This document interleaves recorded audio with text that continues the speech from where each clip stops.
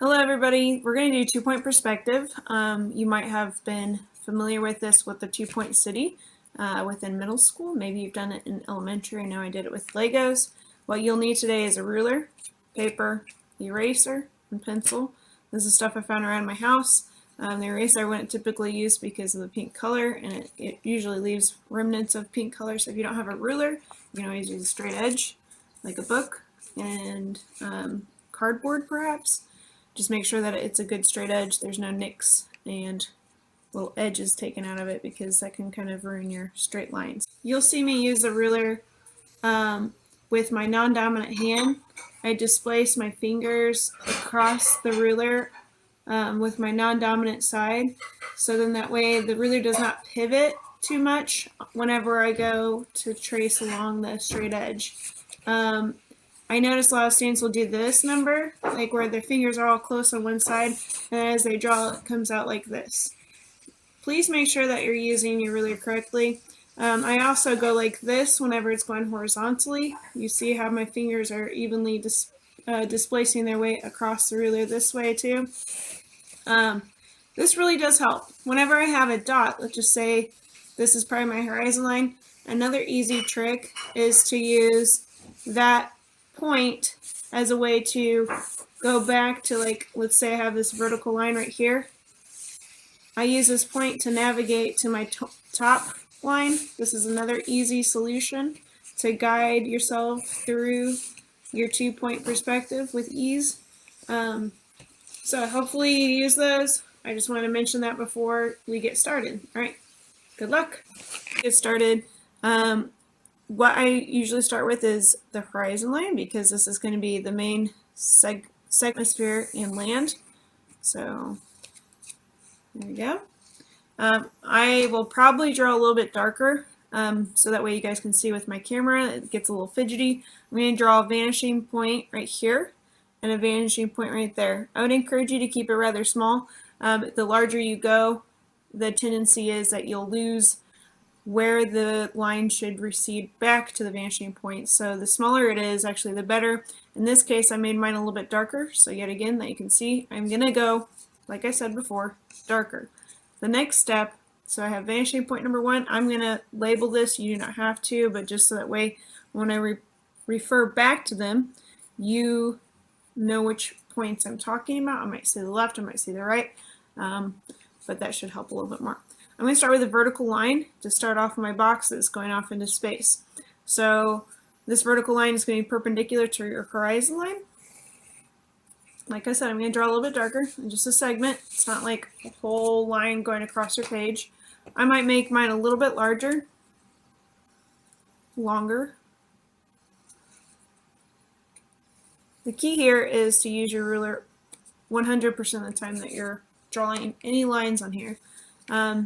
Whenever you stop using those lines, or whenever you stop using the straight edge, it tends to look wonky and wobbly, and it's not going to be accurate. So with this line segment, I'm going to take both the top and the bottom to both vanishing point number 1, vanishing point number 2. So top and bottom, I'm going to start, I'll go in order. So top, excuse me, I have little obstacles to go around. I'm going to draw all the way back. I would encourage you to go light because you're going to be erasing this, so if you make it lighter, it's easier to go back and erase. Okay, so then now vanishing point number 2, top and bottom.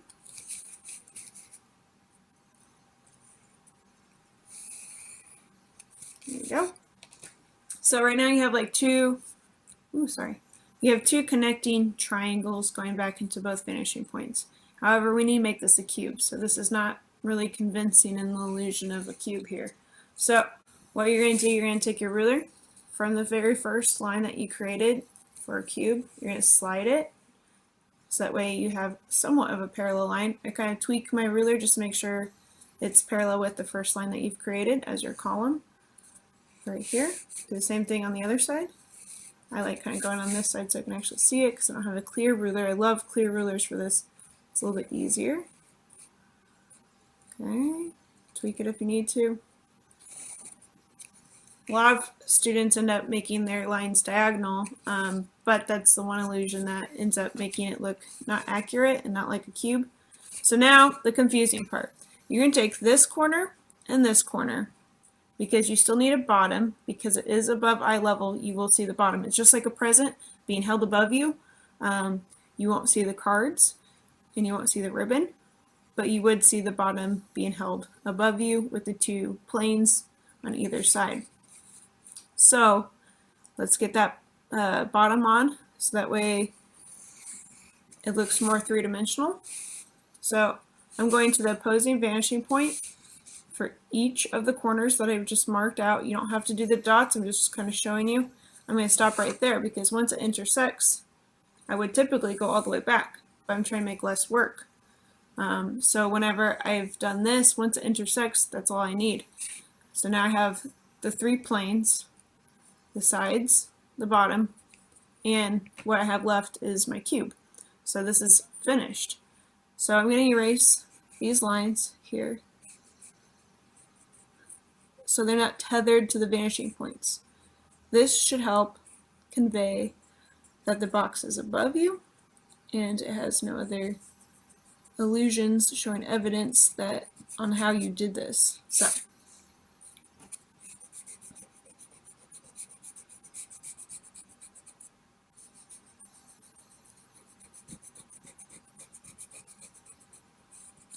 So these diagonal lines are called converging lines. Okay, so converging lines are the lines that basically take a vertical line back into space to the vanishing points. Converging lines should always go back to the vanishing points. Alright, so now let's go to, I'm going to try to do the bottom one, but here's some tricks I want to show you. The way that we just did our steps, I can just basically flip it, and then I have something that's below the eye level, the horizon line. So it's basically taking the same thing but applying it to the other side. And instead of seeing the bottom, we'll see the top of this cube. Alright, so I'm going to go a little bit lower. I'm going to draw a little bit more of a vertical line closer to the edge of the page. I'm going to take both top, bottom. Think of it like an I-beam, think of it like a stick figure. So I always do this example in my note. It might sound silly, but usually when I tell this to people, they don't forget it. So I take this stick figure, and I'm going to take his arms and legs back to both vanishing points. So vanishing point number 1, vanishing point number 2,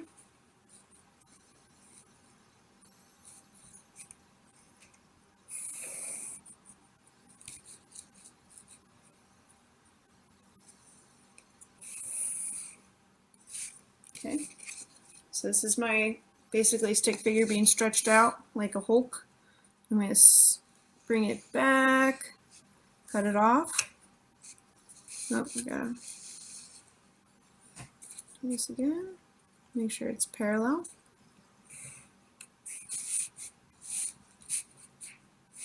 Bring it back to the other side.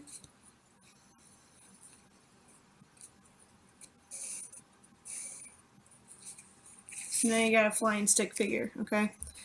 But now I gotta take both top corners, before it was the bottom corners, and we're gonna switch sides to vanishing point number 1, vanishing point number 2, okay?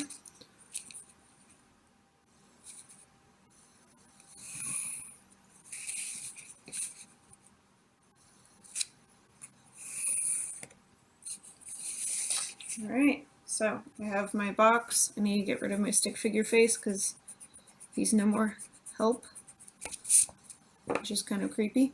So now I have my second box. I can start erasing any of the tethering lines, the converging lines that go back into the vanishing point.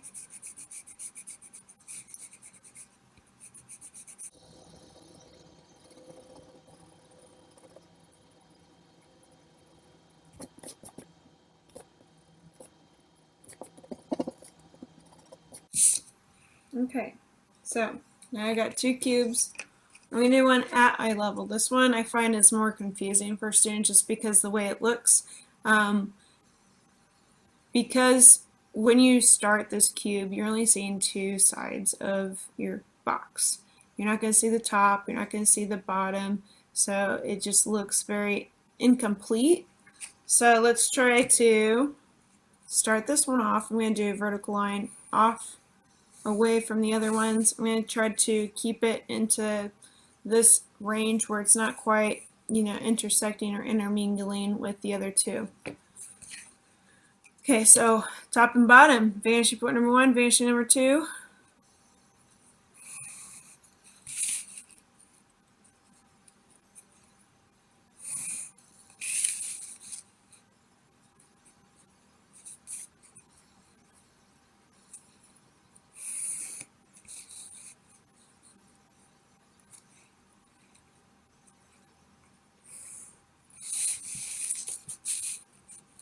Close it off, make sure it's parallel.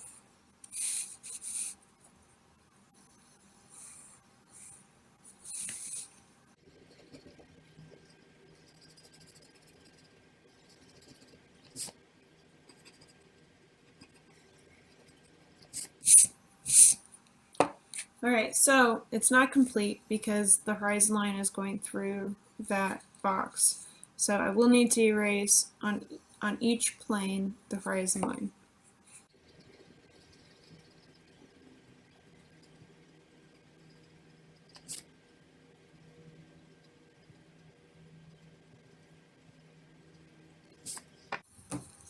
So some of my lines disappeared. I'm going to finish them up with going back over them with a ruler, just making sure it doesn't look strange. Okay, let me clean it up on this side. Okay, that looks a lot better. So that's how you get your 3 boxes. Now for the next one, I'm going to kind of show you how you can stack your boxes, but this is kind of the best way to show you the simple boxes. Floating in space, like this one, is in front of the other box because of the distance in between. It's also showing you that it's closer to you. This one's with like intersecting on the horizon line, so it's just meeting at the horizon line. This one's like a floating box. It's in the atmosphere. It's going above you. Yeah, so hopefully that helps. Let's go into stacking your boxes. So we're going to do this again. Horizon line.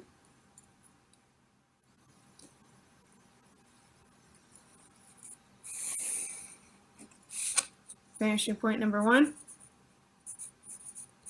Vanishing point number 2. Okay. So then let's start with the middle box. This one's actually easier to start with, and then you kind of stack underneath the boxes or stack on top of the other boxes. So I'm going to start with this one. I made this one a lot larger. This is where I'm not going to take it all the way back into space. It's easier with the clear ruler, so usually I go with the shorter line. So on this one I went shorter. I'm going to try to make it parallel with this one. One thing I see with students though, before I move on and before I create this line, is that when they have this and it's not all the way through, the tendency is to connect them like this. That's not parallel. Eventually these will intersect, so it's not creating the right illusion that you want. So you need to go with the shorter one, whatever that one is, and then make sure it's parallel. So I line up my ruler, try to eyeball that as closely as I can, and then once I feel like it's good, I then add the line on there. Get rid of the tail, erase it, okay, just so you don't get anything else confused. I'm going to take the vanishing point number 2 from the top and the bottom because I have one plane going to the left side, and then I still need to finish the right side plane. Okay, and then I'm going to make sure that's broken down. Still need to give it a plane. I don't want to have it tethered back to space, so I'm going to erase this line.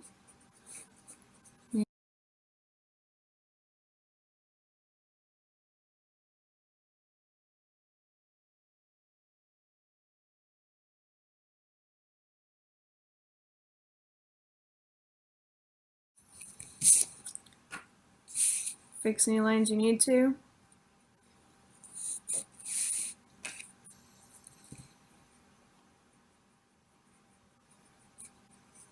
got a little crazy right there. Okay, so get rid of your eraser boogers, as I like to call them, so they don't, end up being stacked underneath your paper eventually and cause a lot of mishaps.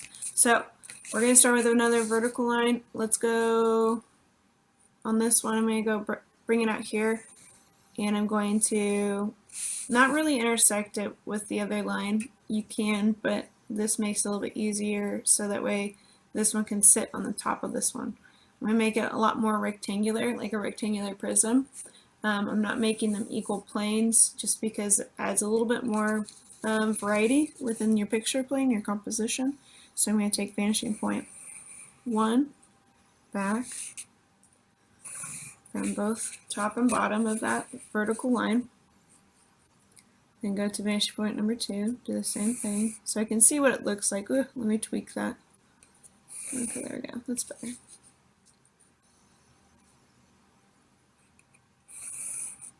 Okay.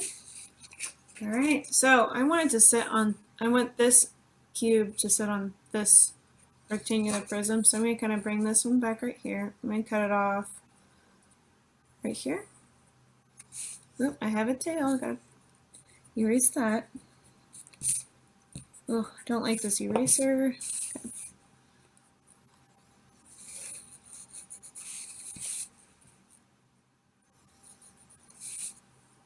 Okay. Maybe the same thing back here. I'm going to make this a little bit longer and try and make it parallel. Alrighty, so now I have to make the top of it. This one's going to not quite sit perfectly on this cube, but that's okay. So on this one, I'm going to start over here, going to vanishing point number 2. So it's stacked precariously onto the other one. Alright, here we go. So now that is stacked. It's like wooden blocks that don't quite sit perfectly on there. If you need it to sit perfectly on there, make sure you have enough space. You can always move this line further back and put it right here, and then go back to vanishing point.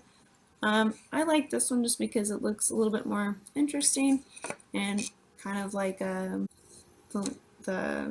Jenga game, the wooden block one where you have to stack them and then have the other person try to remove it without, obviously losing the stability. So,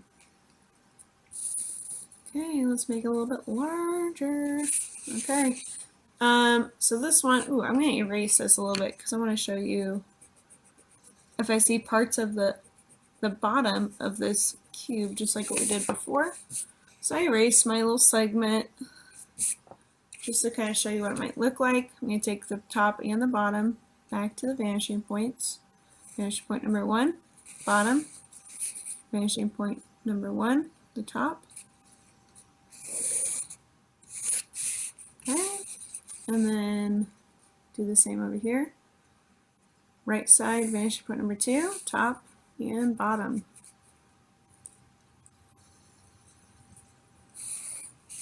Okay, close it off.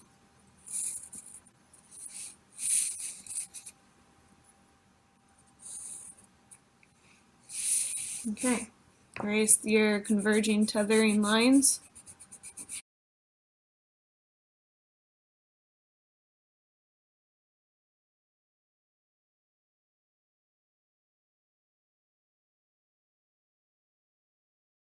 I still need to connect the bottom of this one.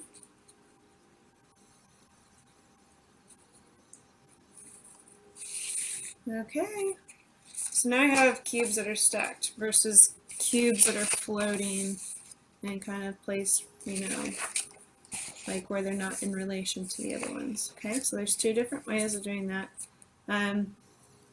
Now for designs, I think that the easiest thing to do is make like a checkerboard or stripes on yours.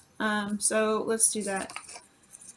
So the best way to convey the illusion of depth is kind of still including the vanishing point. So I'm going to just make little segments on here on my first cube. Okay, so little dots going along. They don't have to be evenly placed apart, but I did make mine evenly placed apart. So I'm going to take each of those to each vanishing point. I'll start with vanishing point number 1. So I'm going to take it from that main line. I'm going to take it to each vanishing point. So in here, I'm going to go back.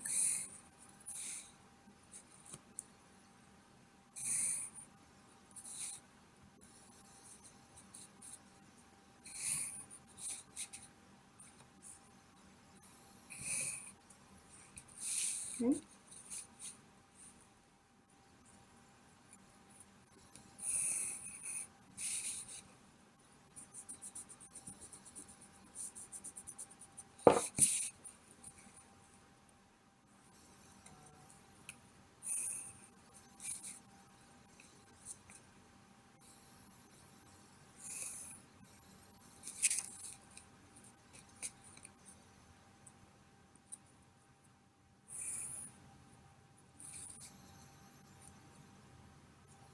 So any diagonal line or converging line has to go back to vanishing point number 2 to make it reduce itself in size, and also the placement of it. It all works together for the illusions of depth. So please make sure that you're using it correctly, because I see a lot of students that do diagonal lines that don't even go to either vanishing point number 1 or 2. They're just kind of arbitrarily placed. That's not conveying the illusions of depth, okay?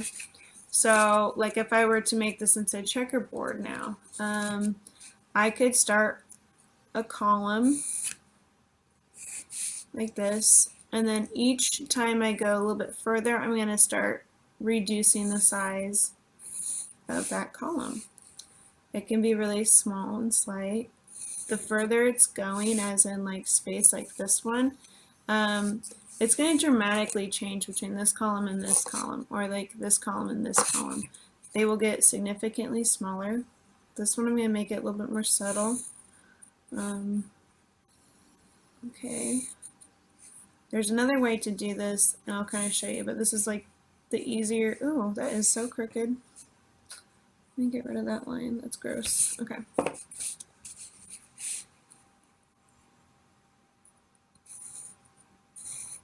Okay. It's a little crooked still, but it's okay. An easier way to do this is to simply draw from one corner to the other corner, like this. And then so each time, so like it intersects for that diagonal, that's where you create your vertical row. So much easier. I love doing it this way. I think it tends to confuse some students, but once you get rid of that diagonal line, it's really lovely. Looks a lot more accurate than like my first one. I just kind of like showing you the difference. Okay, that's it. So see the difference? A lot more organized. This one's a lot more guessing and a lot more tilting. But this is really lovely. So then all you have to do is just simply remove your diagonal line that goes through that space and that plane. And then you can fill in that area with like different designs, like colors. There you go. Easy peasy. So another thing is I like to show some students how to find the exact center of a space on the plane specifically. So let's go from like this plane on the left side of this top cube. I'm going to make an X. On this one, I could create this line right here just so you can see where it would have sat. And then that way I know the intersection. That's going to be really important, because if it's off center, then it's not really center. So I made the line and I made it intersect down below where it would have touched. So I'm going to erase this line that I created as the bottom of the plane, so I don't have to look at it, but I know where it's exactly the center is. Ooh, come on, camera, focus. So now that's the center. I could make this a present, because look, it's like the folded down like leaf for the wrapping paper, and then I could even like do a little piece of tape right here, but I have to even use that for the vanishing point too. So I'd start with the line over on this side, take it back to vanishing point number 1. So if I'm just eyeballing it, I can kind of get it to go, oh, that's a little rough start, then close it off, make it straight with the other ones. But that's how I could do a little piece of tape. I can make it into a wrapping you know, like a wrapping paper for a present, so I can make the ribbon go right here, and then even like have it go across, perhaps going back to the vanishing point over here. I'm not using the ruler. Oof, Miss Crow, what are you doing? Being so unprofessional. Okay, there you go. And then let's go take this sucker back down to vanishing point number 2. Ooh, yeah, it was completely off. Look at that. Ooh. This is why you need the ruler. Okay, so I'm going to erase my lines that were disastrously made. There you go. And then I'm going to just kind of put one over the other so the overlapping looks intentional for one ribbon going the other way and the other is going the other. So then I'm going to go around this area, maybe make the ribbon over my tape, which is poorly done anyway, so I should probably just remove it. Let's get rid of that. There we go. Make it into a present. There we go. So notice how everything I do, like once it hits that corner, needs to go to either plane. If it's at the bottom, you're going to have to go to the opposite side, or if it's at the top. So just think if it's on the bottom and it's on this side, it needs to go to the other side, especially if you want it to go back into space, wrapping around the box. And then you can make a bow. So if I want the height of the bow to look realistic, I'm going to make it with the vanishing point so I know the height of it. And then I can make the ribbon kind of, you know, bend over this way and then have it flop over this way. And I can even have that go into the vanishing point as well on this side. So, ooh, look at that. That was eyeballing it too. That's pretty good. And then, so there's one part of the bow. And then if I want more, I could add, you know, add a little bit more. So here's one ribbon. I'm going to make a curve to it. You can take that back into the vanishing point over here. Okay, do the same thing over here. And then have it overlap and go back over there. So now I have a bow. Just erase the line, the guideline of the height of it. And then I got myself a little present. If I want to do another intersection, let's do that just for giggles. I'm going to go underneath this area, go out. There we go. It's a present. And this one could be like, I don't know, a square disco ball. So let's make a center again, just for fun, so I know where the center is of that plane. Okay. So in order to do like a circle, in perspective, especially in this one, I made it on the dramatic one. Well, this is even more dramatic. But if I were to draw, say I wanted a circle on this one thing that students struggle to understand is that it's not going to be a circle. Like if I want a circle on the side of this box, it's not going to, you're not going to see a circle. You're going to see an ellipse. So it's slightly squished. It does look a little strange, but it is going to the vanishing point like you expect. So I'm going to kind of do that. I'm going to break it down into like fourths like this, but then also finding the center. So from going from corner to corner, corner to corner over here. So now I can start breaking this down. So I'm going to try to remove the corners. Remove the corner. This one's going to be a little squished. There we go. Like that. And then like that. That one looks a little too round. There we go.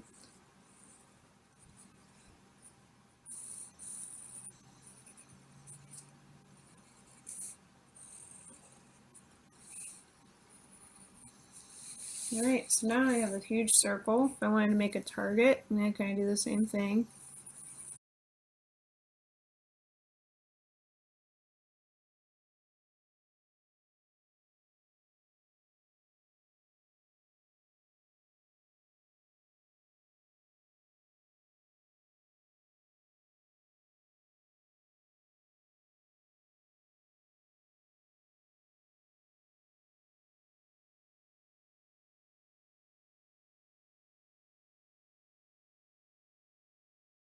a weird, like a Twinkie kind of thing, like of where the filling is, or a cinnamon roll.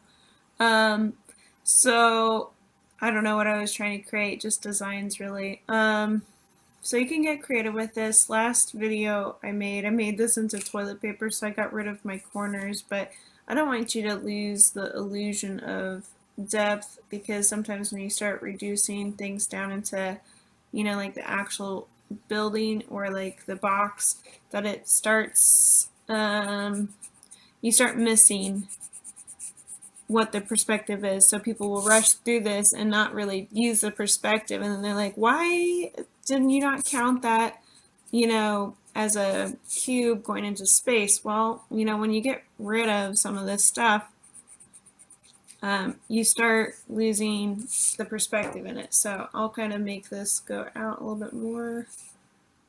I'll try to use this a little bit more, going back into space again.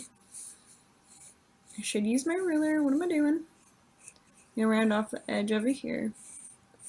Use that into perspective and kind of do that a little bit. So I'm running off the edges, still using perspective. I'm gonna make this a little bit wider.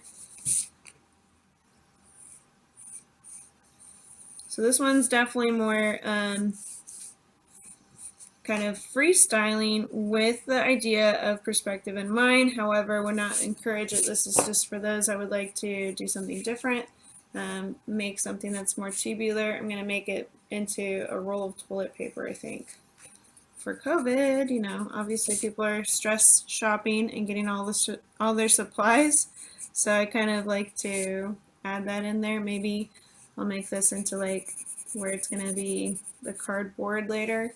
And maybe I'll have like a little piece of toilet paper going back into space to the vanishing point, like over here.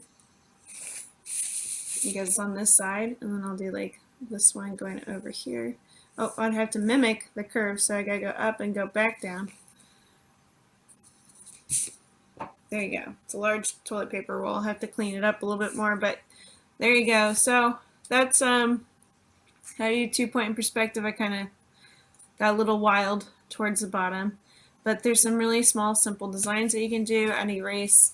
You know, obviously anything that you found to get the center, anything that you use to go back to the vanishing points, clean up your work, and then you can start coloring it.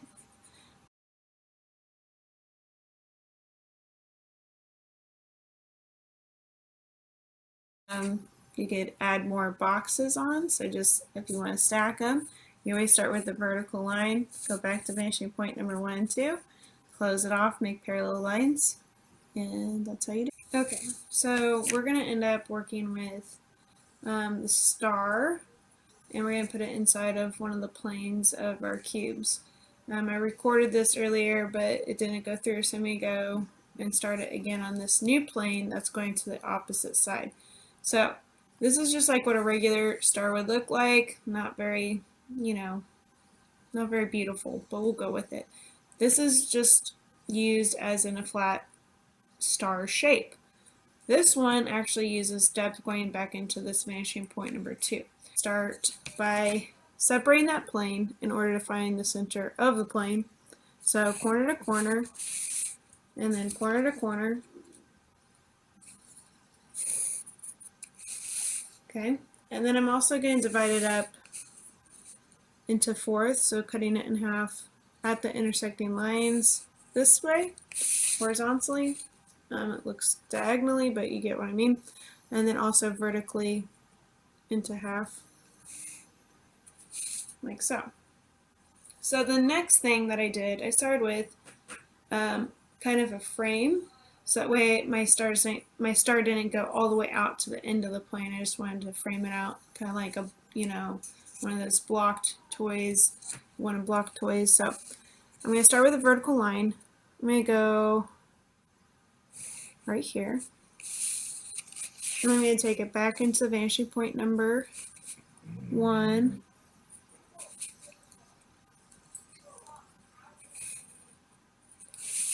I'm going to do the same thing above.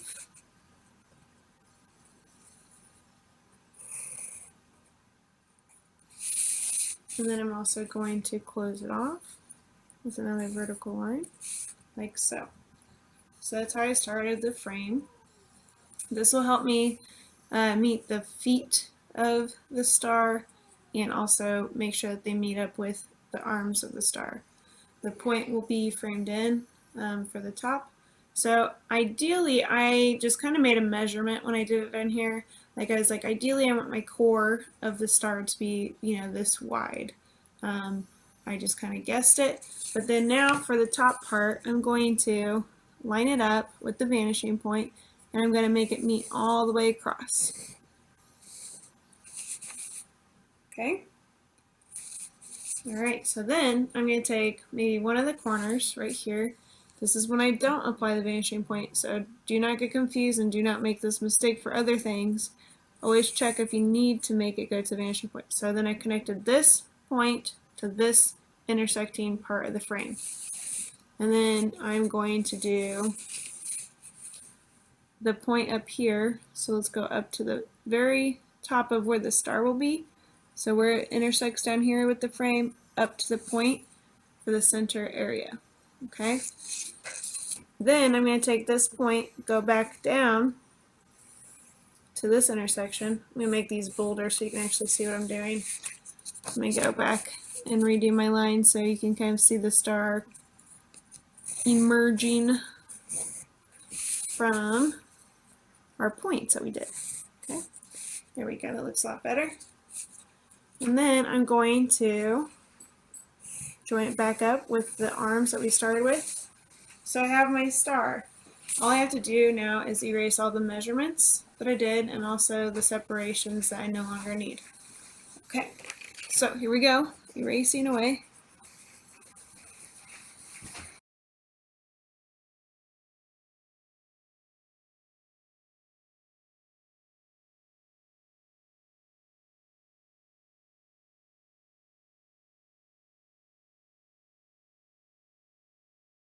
So I'm going to take this cube and I'm going to do some subtracting from it, and so that way you can kind of see what else you can do instead of just doing surface decorations. So I'm going to show you how to remove some parts of this. So let's say I'm going to make a line here. I'm going to make a line right here, going back to the vanishing point that it applies to. I'm going to then make a parallel line right here. And I'm going to erase any tails. Like that. Now I'm going to go and take this part back over here. This part back over here to vanishing point number 1. Cut it off, make sure it's parallel with the center line, and then erase. And then, so it looks kind of incomplete. It looks like just like a superficial, kind of design on the outside, right? So now to make it look like it's going inwards and being reduced, I'm going to cut inwards, going to the opposite side now. And same with this corner. So anything that is below, you're going to kind of see it because it is below eye level. All right, so if it's above, you're going to be taking out the upper part. Okay, so there you go. Now it shows that there's, interior space. I just have to erase this line right here. So I'm going to start subtracting from the top. So I'm going to give myself a little dot right here. And I'm going to take it back to vanishing point number 1. And then vanishing point number 2 right here. So it's just like the line, but that we start with, except for I'm just doing a dot. And then I'm going to take this section back to vanishing point number 1. So you have to go to the opposite side. Okay, so now it looks like there's nothing really going on, just a square on top. But let's try to make it look like it's appearing like it goes inside. I might bring this a little bit down. Let's just see what it looks like. I just kind of make shapes. Start with one line, take it back to the vanishing point, close it off, erase, and then take whatever is remaining back to the opposite side. And so you have no more cube-like items, but instead kind of more structural designs.